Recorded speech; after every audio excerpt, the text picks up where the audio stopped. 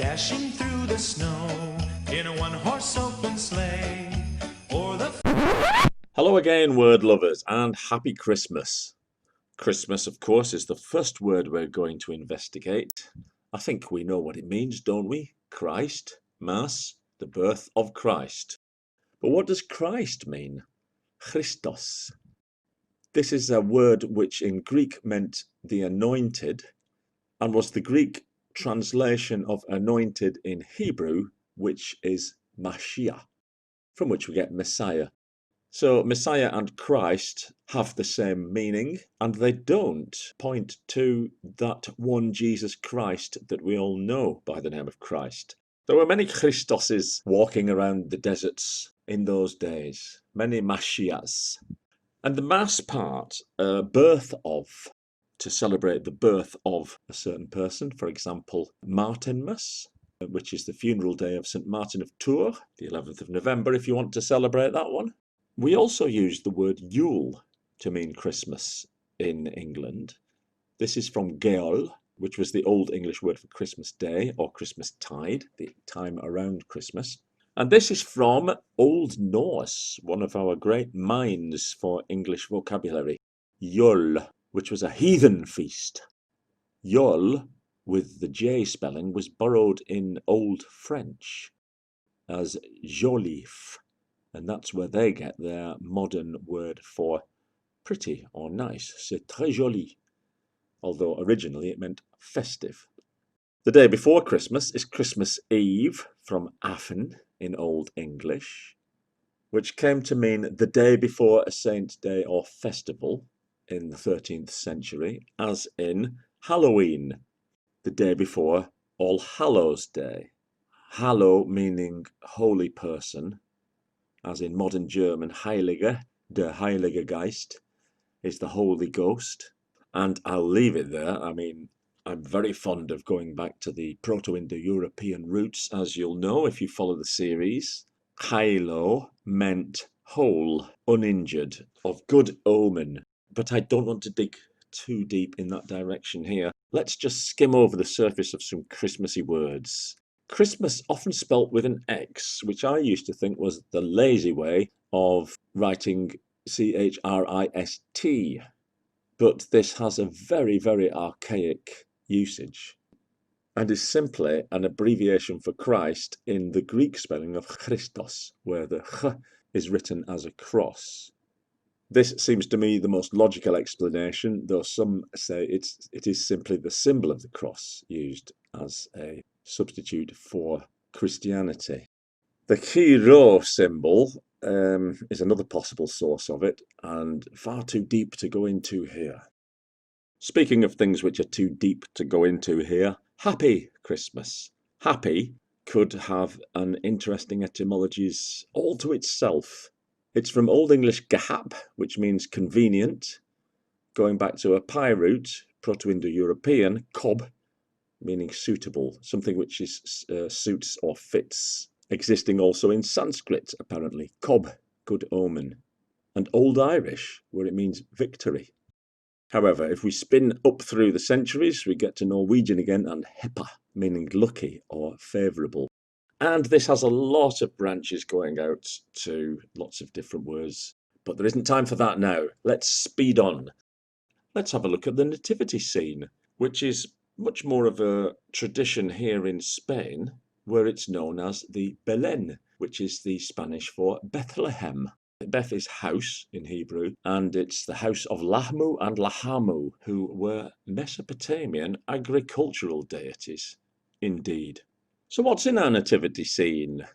We've got a manger. I think you could probably guess where that comes from. French again, isn't it? Manger, to eat. It's a place where the animals eat. There might be some angels there.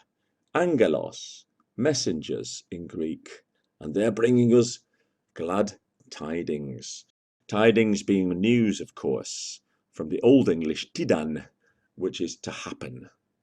Again, an Old Norse root, the tidr, being news, happenings. And one of the happenings at Christmas, of course, is carol singing. Again, you might guess this one. It's connected with chorus. Not 100% certain, but seems to have come from a medieval Latin choraula, which was a dance to the sound of a flute, a dance in the ring, which was what it meant in Old French, carole. And of course, in modern post-Christian Christmases, the real hero is Father Christmas, who we've known since the 15th century, though he came more to prominence in the 17th century. First attested, as far as we know, in a carol by Richard Smart, rector of Plymtree in Devon, in around about 1450. Father Christmas works in his workshop with his elves. Elf is from a German word, a Proto-German word, Alp, meaning evil spirit. Evil note, not the good little elves. An incubus. As you'll be used to hearing from me now, it's probably origin unknown, although some will trace it back to the Pi root albo, meaning white. And I don't see anything wrong with that, as they were known as white spirits for a time. So, here comes Father Christmas now. He's coming down the chimney, the cheminée in French, from medieval Latin caminata, meaning a fireplace. The camera being the room, so the caminata would be a room with a fire in it, via the adjectival form of caminus, which meant a furnace, or a hearth, or an oven, or even, more closer to chimney, a flue. Something I've only ever seen at Christmas is eggnog. Now, what's a nog? Egg, again, egg, a fascinating word, but no time to go into it here. Let's concentrate on the nog. Two possibilities here. A strong beer brewed in East Anglia was known as a nog, or it might be noggin, which seems more likely to me, which is a small carved wooden mug used for drinking beer.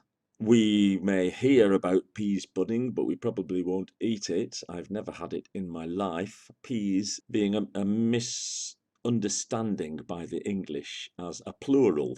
The original word was peas. We thought it was a plural, so now we call the singular a pea, as happened with cherry from cherries.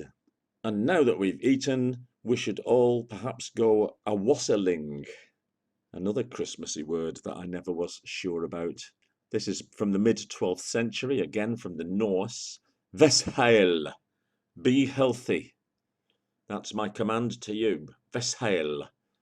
Much more specifically in English, it came to mean the custom of visiting orchards in cider-producing regions, where people would gather together to recite incantations and sing to the trees to promote a good harvest for the following year.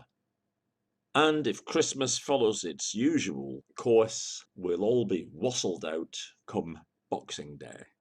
Boxing Day has nothing to do with the sport and everything to do with boxes, as this is the day when the rich folk would box up the stuff they hadn't used at Christmas Day, anything left over, any food, maybe some presents they didn't want, put them in the boxes, give them to the servants. The servants would then take them home and they would go and give them to their families on what came to be known as Boxing Day. So, happy Christmas. I hope you enjoyed this little offshoot of interesting etymologies. Follow the series if you like, every Wednesday on the Bulldogz page.